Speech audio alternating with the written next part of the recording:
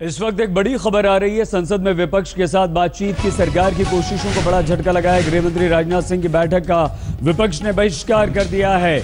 गृह मंत्री राजनाथ सिंह ने बस सबसे कुछ देर बाद एक सर्वदलीय बैठक बुलाई थी, विपक्ष को इसमें शामिल किया था। और इस सर्वदलीय बैठक राजनाथ सिंह ने इसलिए बुलाई थी क्योंकि संसद नहीं चल पा रही है, तो विपक्ष ने अब इस बैठक में नहीं जाने का ऐलान किया है और साफ ये कहा है कि हम इस बैठक में नहीं जाएंगे। राजनाथ सिंह ने ये बैठक बुलाई थी, सभी को आमंत्रित किया था और ये कहा था।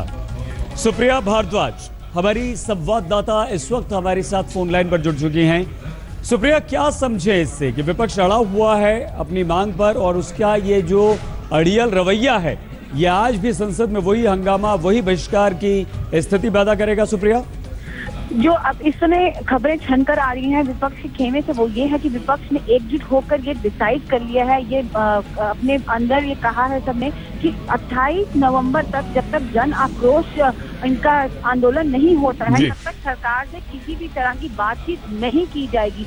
पूरे विपक्ष इस समय लामबंद हो गया है एक तरह से, जो पूरा ये हम ठीक है। लेकिन क्या सुप्रिया, ये बात ठीक है लामबंद हो गया है विपक्ष, लेकिन क्या सरकार की अलग बैठक चल रही है? विपक्ष ने कोई अलग बैठक बुलाई है? क्या कुछ इस वक्त चल रहा है? क्या जानकारी हासिल हो पाई है आपको?